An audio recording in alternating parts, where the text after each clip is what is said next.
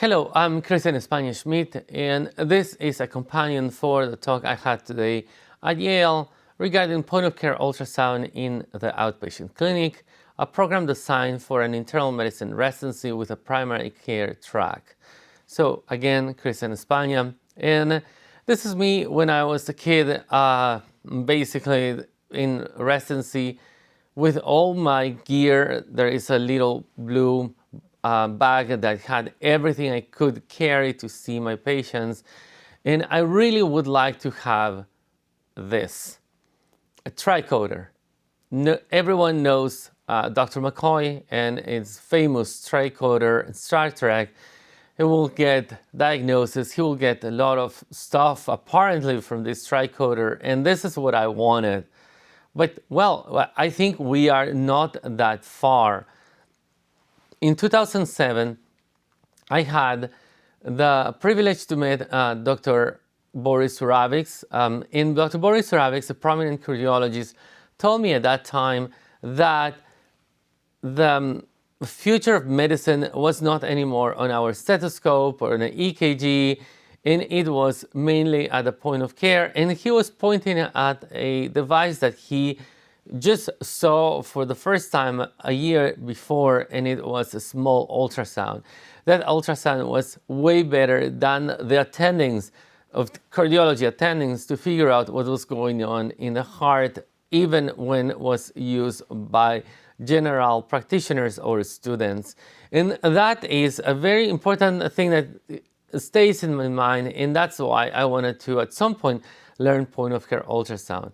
Later on, I went to Metropolitan Hospital where we got the first ultrasound for our procedures. And then after everyone was doing procedures with ultrasound, I finally started using point-of-care ultrasound for diagnosis and for management in the Reading Hospital, where I had very kind attendings working with me as I was a hospitalist and teaching me a little bit of what they knew about point-of-care ultrasound.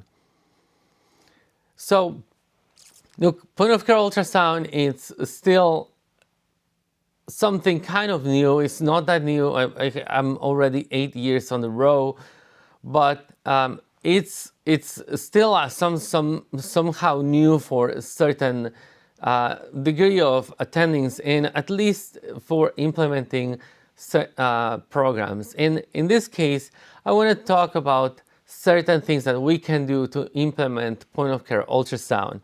And this is for every setting. The first one, acknowledge the barriers. Barriers are many. The first one would be lack of teachers. Someone who has, so we don't have people who uses point-of-care ultrasound every day. And this is a major limitation. Sometimes we need to figure out someone who wants to carry the work of using point-of-care ultrasound in the setting that we want. And this person may not be as savvy or may not have all the knowledge that is needed, but we need to start from somewhere. And the lead faculty in this case, or the leaders of the program, need to have or let this person who is going to be the lead administrative person and the lead instructor to have time. Then there needs to be faculty development. And this instructor in the program also needs to identify future teachers. This is very important because identifying future teachers will give your program continuity. It's not about just starting the program, it looks good in the ACGME survey. No, we need to know how we are going to continue this program. And the best way is to make our residents and make our faculty the ones that are going to continue this point-of-care ultrasound. At the end, not everyone will stay forever in the program. Lack of equipment. Look, lack of equipment is a very important barrier, and there are certain things that you must know. If you finally get the approval for the equipment, get the best that you can get. see the budget, this is the budget, this is what we can give you, figure out what is the best that you can get. A common mistake that is done is that they get, or we get, equipment that doesn't allow growing. You want an equipment that is, okay, a little bit too much for what you know, but will allow at some point for your program to grow. That is very important. And of course, invest on a simulator if you can, invest on a course, making content for point of care ultrasound, and then all the tests that need to be done requires a lot of time. I have not had time to just do my content alone, which I would love to, but time is a constraint. So invest in a simulator, invest in a course, and teach the learners how to use the simulator, teach the learners how to take care of the equipment, and make it available. This is very important. The equipment needs to be available. Another common barrier that you can find is the excess of patients. So it is noted in studies that when you have more patients or too many patients, it is more difficult to teach point of care ultrasound.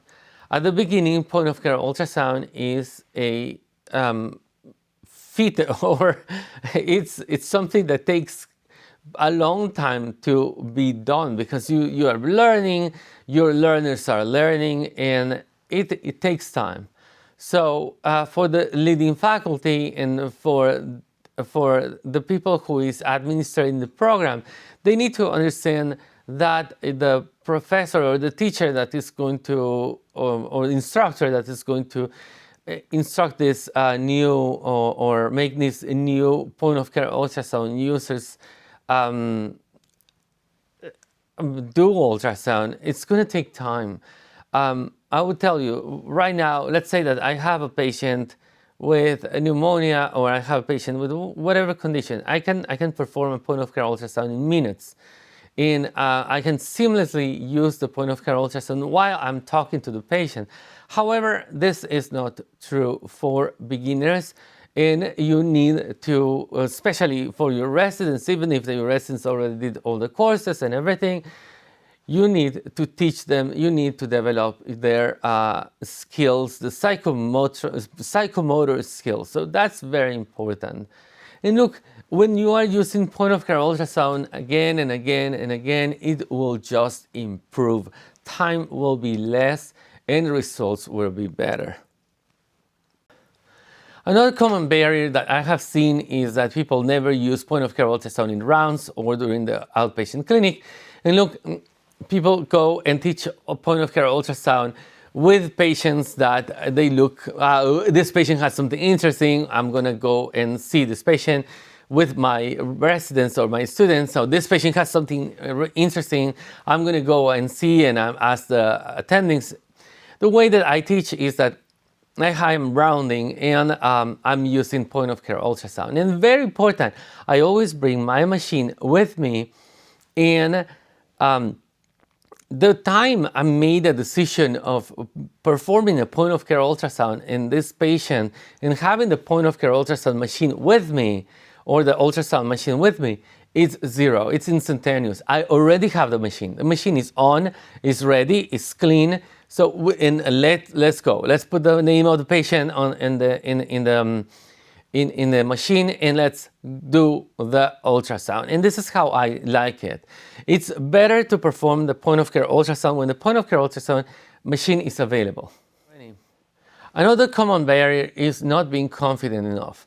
Do I need to be confident enough to perform a point of care ultrasound? Yes, but confidence does not equal competence. So it's very important that you become competent in performing point of care ultrasound.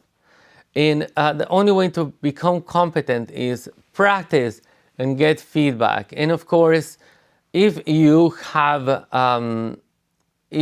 the will, go for a portfolio by the SHM or a fellowship or something that will give you the competence necessary to teach Personally, I performed the point-of-care ultrasound portfolio for the SHM, which was a great, it's a great tool. And I have modeled my portfolio after them. And look, and even if you are not confident enough and you're performing a point-of-care ultrasound, and let's say you do not get your answers, be sincere with the patient. And that is something very important.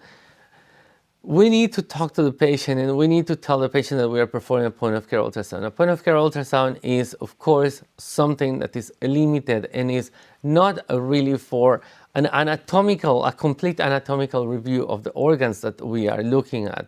We're looking for a specific answer, and that is something that you need to tell the patient.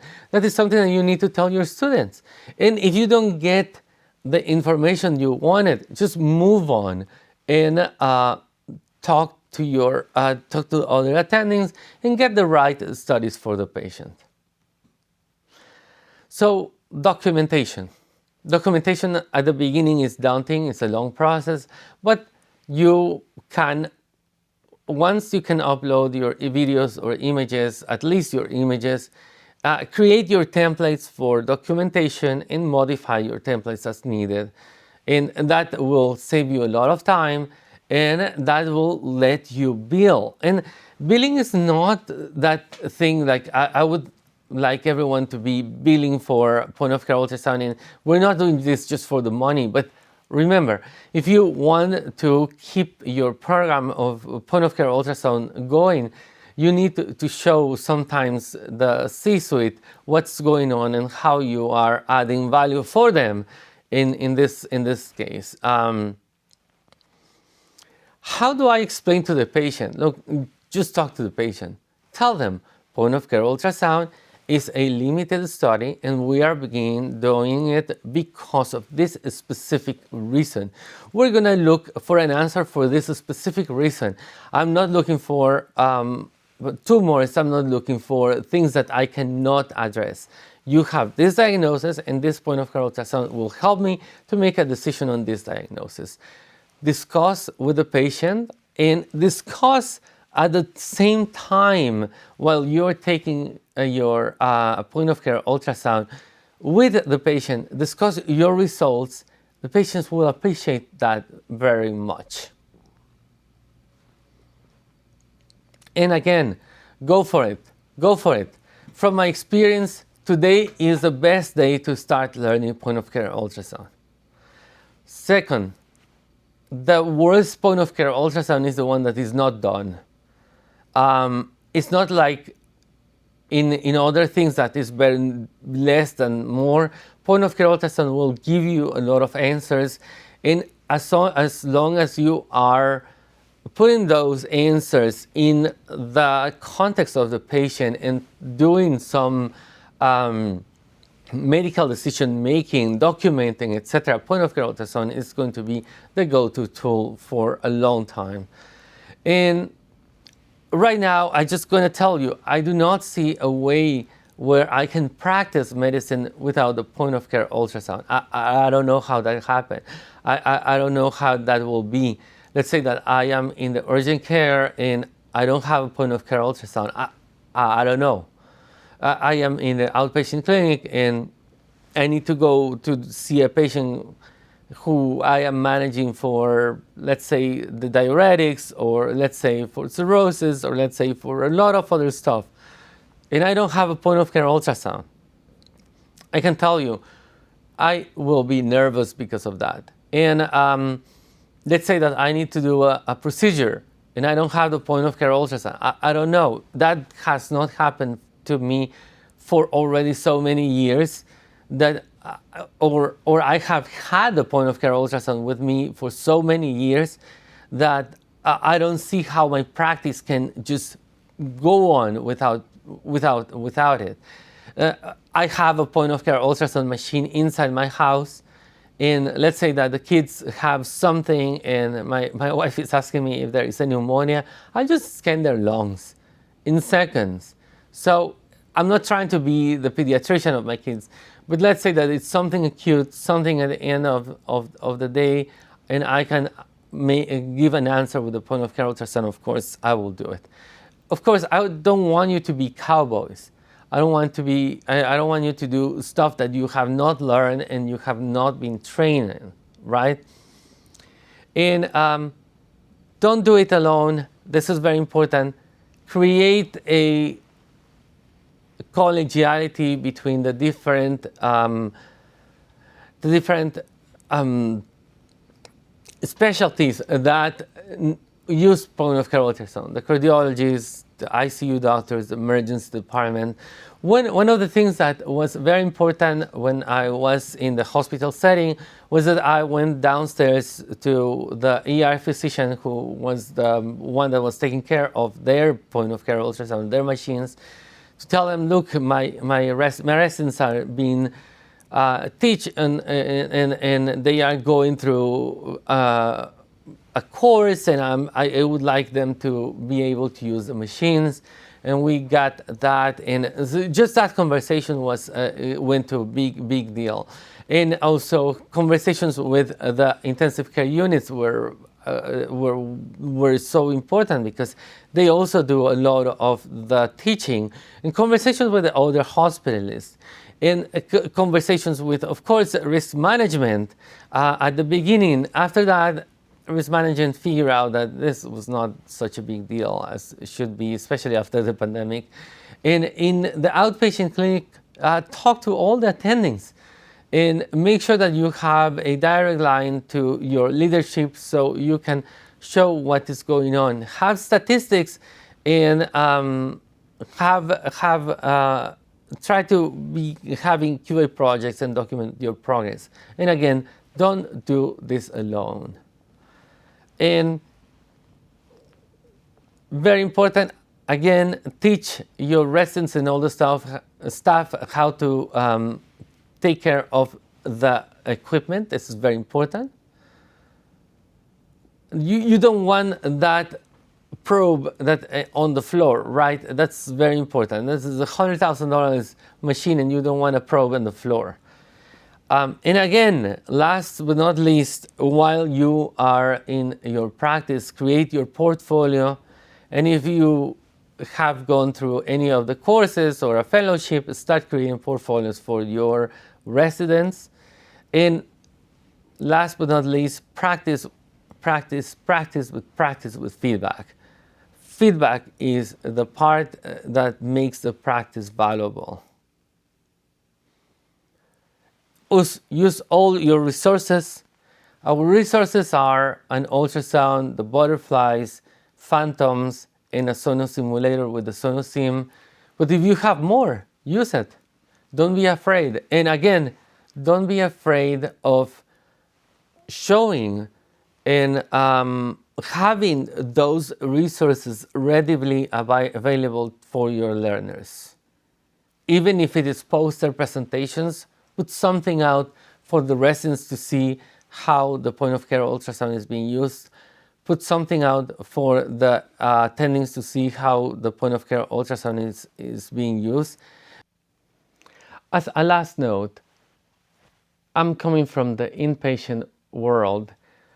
At the beginning, I was not able to see how point of care ultrasound will play in the outpatient clinic.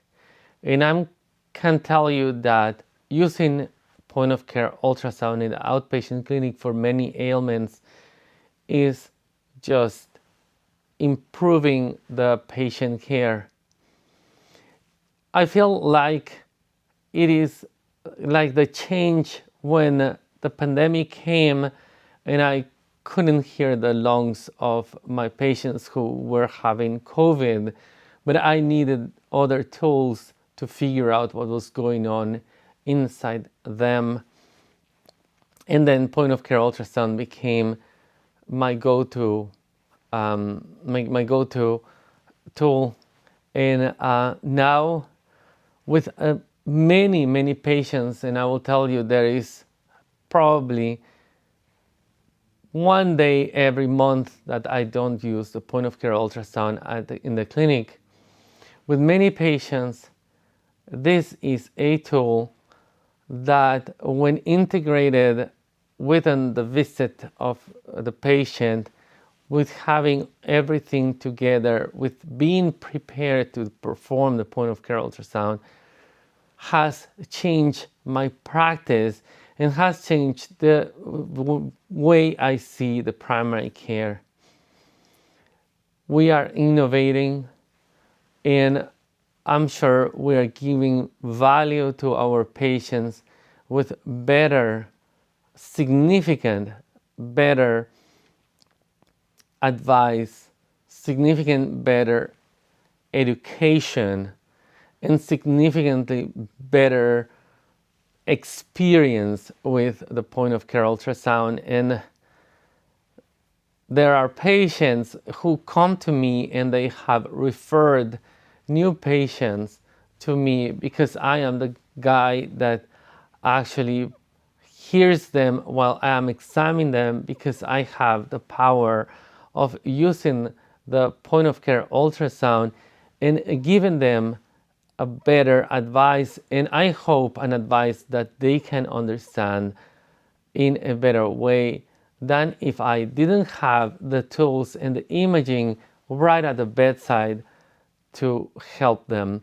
This is innovation, and point of care ultrasound is just going to get better with the aid of the AI and the aid or in the education that we are going to give to our residents. And thank you for following through this little presentation. Here there are some resources. There are some podcasts. These podcasts are old, from the Danbury Medical Files, and you can click on them and you will see some interesting views, especially like, is it still safe to auscultate alone? Is it safe to teach point of care ultrasound? And much more. Follow the Danbury Medical Files and you now have the address to my YouTube channel. Thank you, and just keep scanning.